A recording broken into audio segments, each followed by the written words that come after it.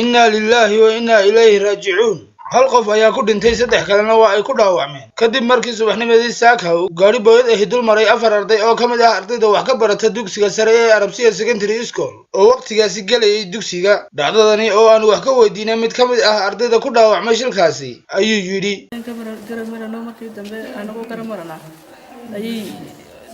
ayuu gaari ku hakaday haadkii uu socday kabacdiisa ayuu soo laxay meesha marinay marka aniga inay kale ayuu dhaawac nagu hormaray ka dhintay ka kalena way naga dambeeyay marka waqtigaasi saacad ilaa inteeba adna qiyaas kartaa ilaa 7:40 meelaha halkeed ka timaadeen oo halkeed ku socotay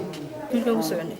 sidoo kale waxa arintaasi ka hadlay maamulaha dugsiga ay wax ka bartaan ardaydani gudoomiyaha degmada Arabsiyo arday iyo qaar kamid ah waalidiinta ay ardaydoodu wax ka baranayeen dugsigaasi inna lillahi wa inna ilayhi raaji'uun ilaahay waxaan ka baryayaa inuu jannatul firdaws ka waraabiyo marxuumka maanta inuu aasayno inta kale ee dhaawacantayna ilaahay u boogadhayo ilaahay degdeg caafimaad u siiyo saaka shil naxdin la ayaan ugu dhacay anigoo ku hadlaya afka dadweynaha degmada Arabsiyood qoyskii iyo qaraabadii iyo dadweynaha reer Arabsiyood iyo bahda waxbarashada ee uu ka baxayba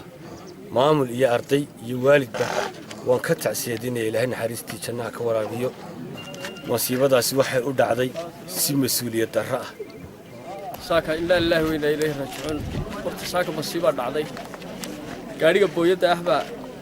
jiiday ardayda oo la midaag mareysay markaan laba gaari baas gareynay wadadoo labada gaari ku jiraan oo dhinac ka soo wada socda dhinaca galbeedka markuu arkay ayaa wuxuu sameeyay inuu xagga ardayda u baydo kadib afar arday buu jiray oo la midaag marayay mid baa dhintay saddexdii kalena waa dhaawac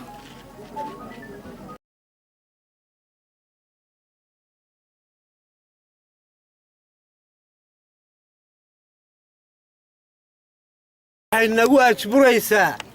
waxay nagu qasbaysaa waxayna tusaysaa markaanu xasuusanno kuwii hore ee naga dhintay waxayna tusaysaa inaanay sooba marin booyadiba oonu halkaa ardayda joojinno magaalada Bartib Arabsiya la yiraahdo ee yacni wadnaha wadada Hargeysa to Berbera Boorama Gojaale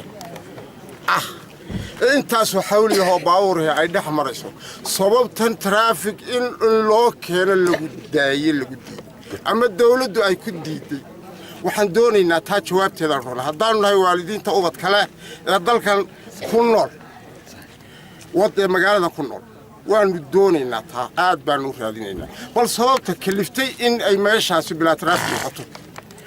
waxa weeye jawaab culus baan ka doonaynaa oo ka rabnaa dhinaca kale maraan isku daynay inaan wax ka weydiino dhacdadani taliyaha qaybta gobolka Gabiley iyo taliska traafikada ee gobolka ay gabi ahaanba ka gaabsadeen inay ka hadlaan arintaasi iyadoo uu noo sheegay gudoomiyaha degmada Arabsiyo in ay dhowr jeer oo hore hor dhigeen taliska traafikada arintani masiibadaasi waxay u dhacday si mas'uuliyad darro ah bay u dhacday oo waliba waxaan eedaynayaa anigu traafikada lafteeda waxba kama qabanayaan boqol jeer horena waanu sheegnay anigu taliyaha traafikada Gabiley waan la hadlay halkan soo dhig baan ku yiraahdaa askarka war haysta xawaaraha booyadahan halista ku socda jaalihii ba ka argagaxay booyadaha si u socdaan iimaanka alla ka qaaday si xun ba u socdaan si xun ba u dhiman doonaan waxa weeyaan ma eegayaan nafaha bili aadanka ee goobta maraya ma eegayaan waa Cabdirashiid Salmaan Muuse Somali Cable TV magaalada Arabsiyo